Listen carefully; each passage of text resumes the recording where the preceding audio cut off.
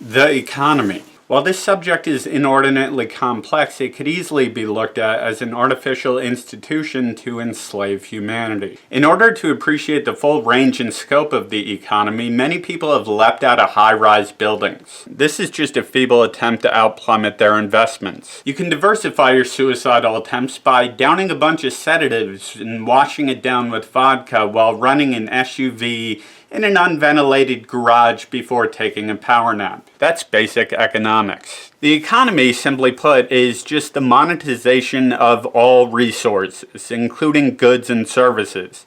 Your time, your goods, your car, your wife, your daughter, basic things. Basically, the monetization of everything we hold dear. Just putting a dollar amount to everything that you probably shouldn't put a dollar amount to. But that's how the economy functions. I'll give you an example. Say I am a manufacturer of cars and I build 100 cars, and when I am done manufacturing these cars, they're worth $10 a piece. And I have 100 of them and I sell them all off.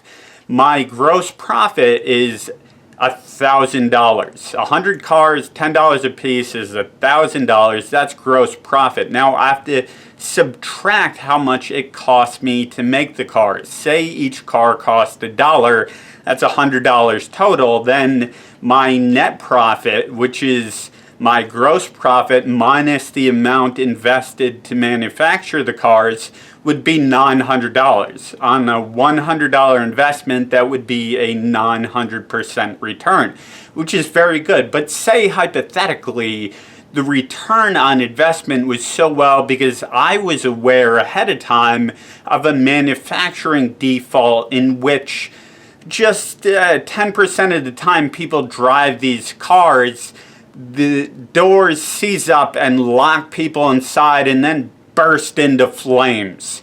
And I was aware of this, but the cost to prevent this was not economical. That's a different use of the word economy. It's not economical. Economical is thrifty. It's penny pinching, a way to save money. You probably fly in economy class. That's for worthless people. But it's not economical for me to build a car that doesn't incinerate people. So I sell the 100 cars, but I take into account that there may be a lawsuit. I don't want a class action lawsuit, so I sell 2 cars in each state. So the accidents where people getting burned up and incinerated, and it's hypothetically, I call it a free cremation, but they don't talk to each other. So say 1 or 2 of the lawsuits pans out, and at the end of the day I analyze this and the total payout is $100. So that brings my profit down to $800, 800% return. That's basically monetizing everything, including human life. Say the cost for me to make the car safe, in which it wouldn't burn people alive, is $101. It wouldn't be economical for me to do that because that's an extra $1. So at the end of the day, I pay out $100 to say I said 10% of the time the car incinerates people that got locked inside. That's 10 people out of 100 cars, monetizing human life down to $10 a person.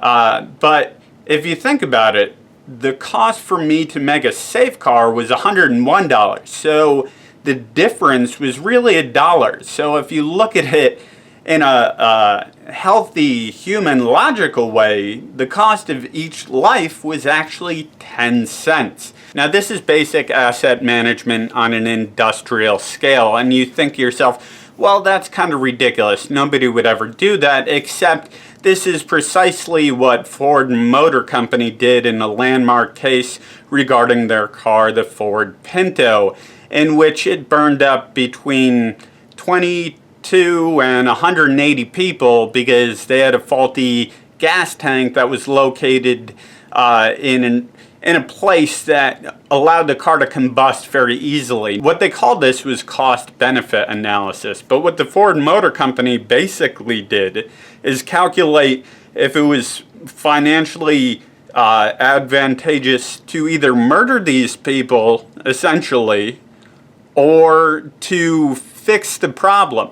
And they decided to murder the people, knowing ahead of time that the gas tank was in a horrible place and that people were going to die. And they calculated the liability cost of lawsuits, and it wasn't financially viable for them to build a better car. And the difference in price for the Ford Pinto that incinerated people was $11. So upwards of 180 people died for $11. Think of manufacturing yourself. Hypothetically, if you found out that your manufacturing was murdering people, a sane person would halt manufacturing. A greedy person would try to resolve the issue without interrupting manufacturing, and an insane person would calculate the difference between liability suits from victims and families of victims who had died because of your product and the cost of making a non-lethal product. Now, I want to discuss one more thing about economics that I find to be the most shocking part, not the Ford Motor Company Pinto cost-benefit analysis thing. I want to discuss something that has more ramifications, but when I seem to bring this up, nobody seems to care. So brace yourself for something that will not move you, even though I think it should. And that is talking about the U.S. economy with regard to the Federal Reserve. Now, the Federal Reserve is the reserve bank, meaning it's the bank that banks borrow money from. The Federal Reserve, well, basically, the surprising part is that the U.S. Treasury doesn't print money that it doesn't borrow. And all the money it borrows, it basically comes from the Federal Reserve, which is a reserve bank that you'd assume was owned by our government, but it's not. It's actually owned as a private institution that is owned by shareholders. So all the money in circulation, if you look at your dollars, it says Federal Reserve note. Now, the thing to know about the Federal Reserve is what I already told you, that it's owned by private people, meaning that it's not federal, it's not unlike a company. And it has no reserves, it has no gold, it has nothing to back this. So basically, all the money in circulation, including Bill Gates' money and Warren Buffett's money, that's all in Federal Reserve currency. That is, the U.S. Treasury borrowed that money from the Federal Reserve on interest. Now, the shocking part to me that nobody seems to care about is that if we borrow money from the Federal Reserve on interest, where do we get the money to pay the interest? Well, the only way to pay the interest is to borrow more money from the Federal Reserve. Now, the ramifications of this are much more destructive than anything the Ford Motor Company has ever done. And if you're wondering whatever happened to the Ford Motor Company, well, then you probably haven't lived on Earth. It's still doing well. In fact, in 2009, our taxpayers lent it $5.9 billion. And people continue to die in their vehicles, although the Pinto was eventually recalled and fixed. It's still a shitty car. But the fact of the matter is that our Treasury doesn't issue its own currency. Our government is not sovereign. It's basically in the hands of a few people. With the little amount of knowledge I have regarding economics and fractional reserve banking, which I've read several books on, I would like to share my estimation that 2017 is going to go extremely well. 2018 may go extremely well too, but I think there's going to be a surge in the NASDAQ stock market, and then it's going to plummet pretty rapidly.